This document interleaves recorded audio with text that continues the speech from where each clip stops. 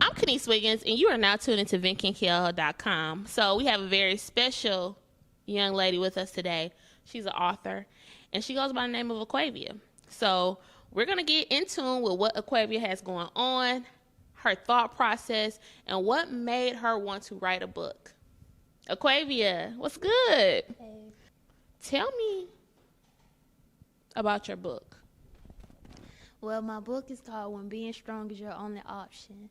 I thought of the book when I lost my best friend back in 2013. It was actually going to be called When I Lost My Best Friend. But later on that year in 2013, on New Year's Eve, my sister was killed. And I want to include her in the book as well. So, I was in high school at the time, so I really had put the book to a side. And in 2016, my boyfriend was killed. Oh, wow. So, Aquavia, you have had a lot of traumatic things happen in your life. Yes, I have. So, 2013, your best friend dies. Do you mind sharing with us how she passed? She died in a car accident.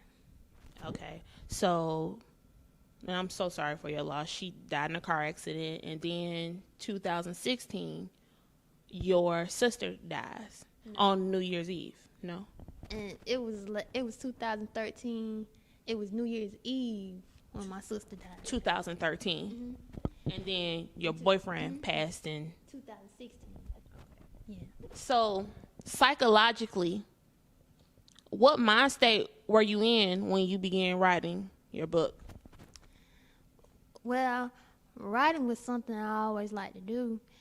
I've been writing like stories since I was a little girl, and I guess when I wrote about it, it was kind of, I can't explain it. Like, Was it kind of like a way to cope? yeah, basically, like I put all my thoughts on a piece of paper and I just went from there. Okay, so tell me, how many pages are in the book? 76 is actually a short story. It's a short story.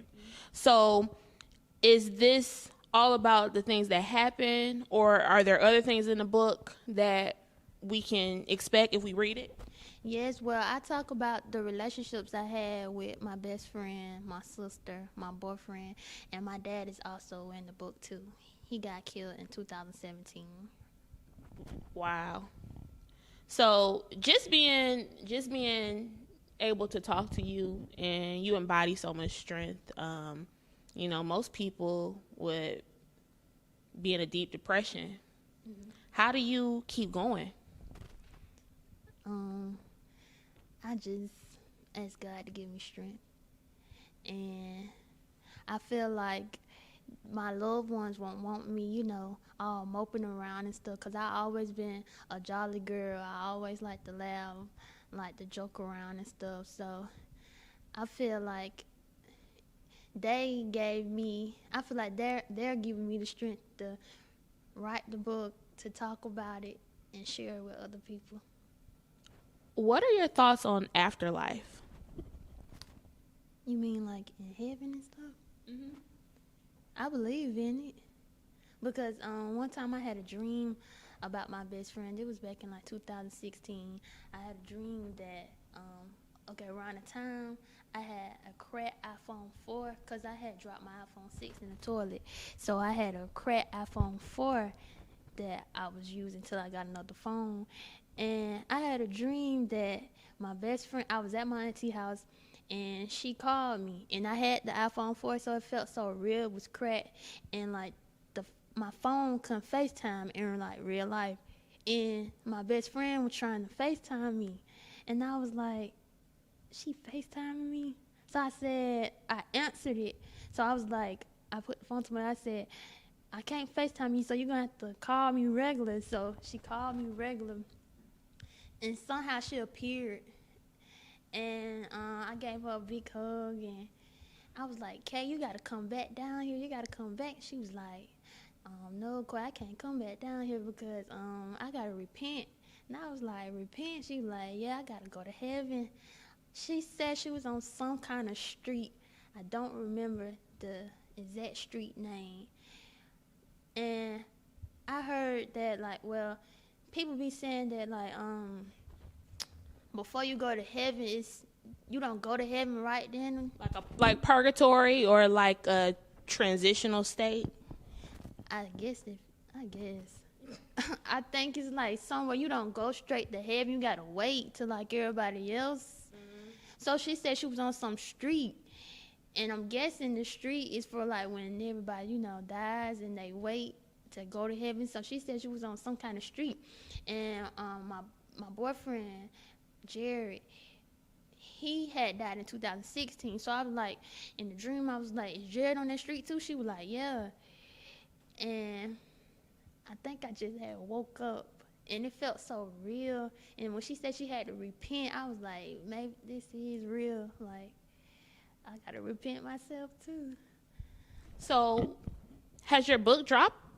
Yes, I released it on Friday, March 29th. Friday, March 29th. Was there a specific reason why you released it on March 29th? It was all about timing. I was supposed to been release my book like last year around November. I had actually posted the first chapter and some of the second chapter on the app called Wattpad. Is where you read books online for free. And my mom, she was like, no, don't put the whole book on there yet. Just wait, because nobody not going to buy it. So I was like, okay. And around that time, I was going through a lot. I was out of work. So I really used that time, like when I was out of work, I wrote it on paper, I typed it on a computer, and I got bored one day, and I was like, I'm finna put it on Wattpad, see what it's going to do. So after I post some of it on Wattpad, I put the link on my Facebook, and I hopped in everybody's inbox, and I was like, can y'all share my last status? So I got like 82 shares off there. And then I want to say in the next 3 days, 1.4K people had read some of my stories. So I was like, if all those people read my story on there, I know like somebody will want to buy it. Yeah. So, do you plan to write more books after this? I said I was, but I actually want to do a documentary on my book as well. So I want to get the documentary and stuff finished. Then I'll go on and write another book. Cause that been a plan since day one, to write a book, do the documentary, and like later on in life, like I want to do like a big movie, like something that hit the theaters. What's your favorite author? I really don't have one, but when I was in school, I liked to read Junie B. Jones. Junie B. Jones?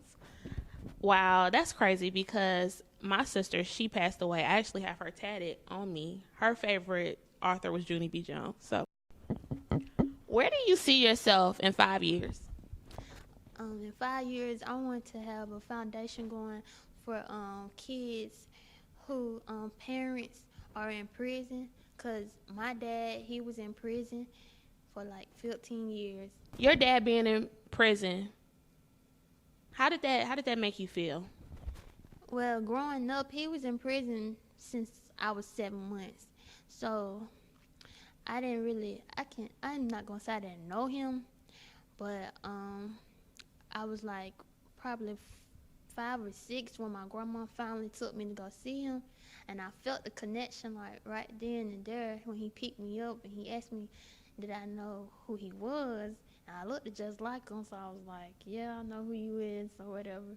And then like while him being in prison, I seen like other kids when I was in school had their dads, and I wanted to have my dad around too. And I never knew, like when I was younger, when his like release date was going to be till I got like a little older or whatever. So like I always wrote my daddy. I drew pictures, sent him cards every holiday, every birthday. Like we had a connection. So your dad was in prison and then you lost your dad. Yeah. My dad, he was in prison for 15 years. He came home in 2013, and he died in 2017. So he only got like 4 years to live, like in the free world. Cause all that time he did, going to see him, all the visitations and stuff, and then he coming home, and somebody took him away from us. So I know you were in Panama with Kay and Chelsea.